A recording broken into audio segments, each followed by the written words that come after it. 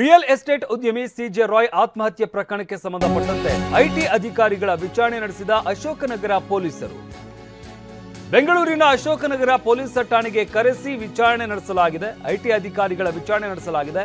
ರಾಯ್ ಆತ್ಮಹತ್ಯೆ ವೇಳೆ ಕಚೇರಿಯಲ್ಲಿದ್ದ ಕೃಷ್ಣ ಪ್ರಸಾದ್ ಹಾಗೆ ನಿತಿನ್ ಇಬ್ಬರು ಅಧಿಕಾರಿಗಳು ಅಲ್ಲೇ ಇರ್ತಾರೆ. ಕಾನ್ಫಿಡೆಂಟ್ ಕಚೇರಿಯಲ್ಲೇ ಉಳಿದ ಇಬ್ಬರು ಐಟಿ ಅಧಿಕಾರಿಗಳು, ಕೇರಳದಿಂದ ಬಂದಿದ್ದ ಇಬ್ಬರು ಆದಾಯ ತೆರಿಗೆ ಅಧಿಕಾರಿಗಳು ಮಾಹಿತಿ ಪಡೆಯುವುದಕ್ಕೆ ಕಚೇರಿಯಲ್ಲಿ ಇರುವುದಕ್ಕೆ ತಿಳಿಸಿದ್ದಾರೆ ಪೊಲೀಸರು.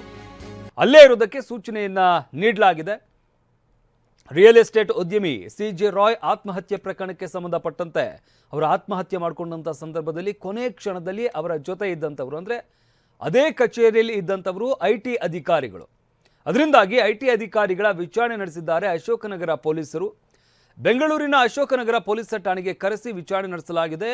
ಜೊತೆಗೆ ಮತ್ತಷ್ಟು ಮಾಹಿತಿಯನ್ನು ಪಡ್ಕೊಳ್ಬೇಕಾಗಿರುವಂತಹ ಕಾರಣದಿಂದಾಗಿ ಐಟಿ ಅಧಿಕಾರಿಗಳಿಗೆ ಇಲ್ಲೇ ಇರೋದಕ್ಕೆ ಪೊಲೀಸರು ಸೂಚನೆಯನ್ನ ಕೂಡ ಕೊಟ್ಟಿದ್ದಾರೆ. ಅದರಿಂದಾಗಿ ಐಟಿ ಅಧಿಕಾರಿಗಳು ಸದ್ಯಕ್ಕೆ ಇಲ್ಲೇ ಇದ್ದಾರೆ ಅನ್ನೋ ಒಂದು ಮಾಹಿತಿ ಕೂಡ ಲಭ್ಯವಾಗ್ತಾ ಇರುವಂಥದ್ದು. ಈ ಬಗ್ಗೆ ಮತ್ತಷ್ಟು ಮಾಹಿತಿ ನೀಡುತ್ತಾರೆ ನಮ್ಮ ಪ್ರತಿನಿಧಿ ಪ್ರದೀಪ್.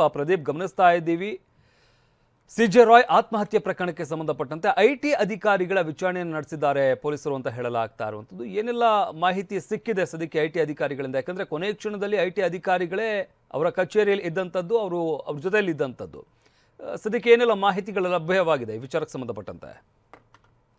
ಖಂಡಿತ ಕ್ಷಮತಾನೆ. ಸಂಜೆ ಸಿಜೆ ರಾಯ್ ಅವರು ಆತ್ಮಹತ್ಯೆ ಮಾಡಿಕೊಳ್ಳುವಂತಹ ವೇಳೆಯಲ್ಲಿ ಕಾನ್ಫಿಡೆಂಟ್ ಗ್ರೂಪ್ ನ ಕಚೇರಿಯಲ್ಲಿ ಐಟಿ ಅಧಿಕಾರಿಗಳು ಕೂಡ ಇದ್ರು. ಅದರಲ್ಲೂ ಸಹ ಕೇರಳ ಮೂಲದ ಐಟಿ ಅಧಿಕಾರಿಗಳಾದಂತಹ ಕೃಷ್ಣ ಪ್ರಸಾದ್ ಮತ್ತು ನಿತಿನ್ ಮತ್ತು ಇವರ ತಂಡ ಅಲ್ಲಿ ಬೀಡು ಬಿಟ್ಟಿತ್ತು. 3 ದಿನದಿಂದ ಸಹ ಅದೇ ಕಚೇರಿಯಲ್ಲಿ ಐಟಿ ಅಧಿಕಾರಿಗಳು ಪರಿಶೀಲನೆ ನಡೆಸ್ತಾ ಇದ್ರು. ಸಿಜೆ ರಾಯ್ ಅವರ ವಿಚಾರಣೆ ಕೂಡ ನಡೆಸ್ತಾ ಇದ್ರು. ಆದ್ರೆ ಅವರ ಸಮ್ಮುಖದಲ್ಲಿ, ಅಂದ್ರೆ ಅವರು ಇರ್ಬೇಕಾದ್ರೆ ಸಿಜೆ ರಾಯ್ ಅವರು ಆತ್ಮಹತ್ಯೆಯನ್ನ ಮಾಡಿಕೊಂಡಿದ್ರು. ಹೀಗಾಗಿ ಬೆಂಗಳೂರಿನ ಅಶೋಕನಗರ ಪೊಲೀಸರು ಆ ಐಟಿ ಅಧಿಕಾರಿಗಳನ್ನು ಕೂಡ ನಿನ್ನೆಯಿಂದ ಸಹ ವಿಚಾರಣೆಯನ್ನ ನಡೆಸುವಂತಹ ಕೆಲಸವನ್ನ ಮಾಡ್ತಾ ಇದ್ದಾರೆ.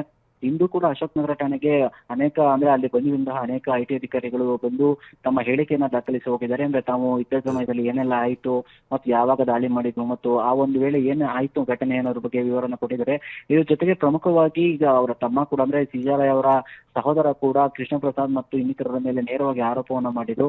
ಹೀಗಾಗಿ ಪೊಲೀಸರು, ಅಂದ್ರೆ ಈಗ SIT ಕೂಡ ರಚನೆಯಾಗಿರೋದ್ರಿಂದ ಬೆಳಿಗ್ಗೆಯಿಂದಲೂ ಸಹ ಕೃಷ್ಣ ಪ್ರಸಾದ್ ಮತ್ತು ನಿತಿನ್ ಎಂಬುವರನ್ನ ತೀವ್ರವಾಗಿ ವಿಚಾರಣೆ ನಡೆಸ್ತಾ ಇರುವಂತದ್ದು. ಕಾನ್ಫಿಡೆಂಟ್ ಗ್ರೂಪ್ ನ ಕಚೇರಿ, ಅಂದ್ರೆ ಘಟನೆ ನಡೆದಂತಹ ಸ್ಥಳಕ್ಕೆ ಹೋಗಿ ಅವರನ್ನ ವಿಚಾರಣೆಯನ್ನ ನಡೆಸ್ತಾ ಇರುವಂತದ್ದು. ಜೊತೆಗೆ ಮಾಜರ ಪ್ರಕ್ರಿಯೆಯನ್ನು ಕೂಡ ಮಾಡ್ತಾ ಇರುವಂತದ್ದು. ಅಂದ್ರೆ ನೀವು ಯಾವಾಗ ಬಂದಿದ್ರಿ ಮತ್ತು ಆ ಘಟನೆ ಆದಾಗ ನೀವೆಲ್ಲಿದ್ರಿ, ಅವ್ರನ್ನ ಏನೆಲ್ಲ ಕ್ವಶನ್ಸ್ ಕೇಳಿದ್ರಿ, ಹೀಗೆ ಆ ವೇಳೆ ನಡೆದಿದ್ದಂತಹ ವಿಚಾರಗಳೇನು ಮತ್ತು ತನಿಖೆಯ ಭಾಗವಾಗಿ ಯಾವೆಲ್ಲ ಪ್ರಶ್ನೆಗಳನ್ನ ಕೇಳಬೇಕು ಮತ್ತು ಯಾವೆಲ್ಲ ಪ್ರಕ್ರಿಯೆಗಳನ್ನ ಮಾಡಬೇಕು, ಅದೆಲ್ಲವನ್ನು ಸಹ ಈಗ SIT ತಂಡದ ಅಧಿಕಾರಿಗಳು ಕಾನ್ಫಿಡೆಂಟ್ ಗ್ರೂಪ್ ನ ಕಚೇರಿಯಲ್ಲಿ ಮಾಡ್ತಾ ಇರುವಂತದ್ದು. ಶಮಂತ್, ಧನ್ಯವಾದ ಪ್ರದೀಪ್ ನಿಮ್ಮೆಲ್ಲ ಮಾಹಿತಿಗಾಗಿ.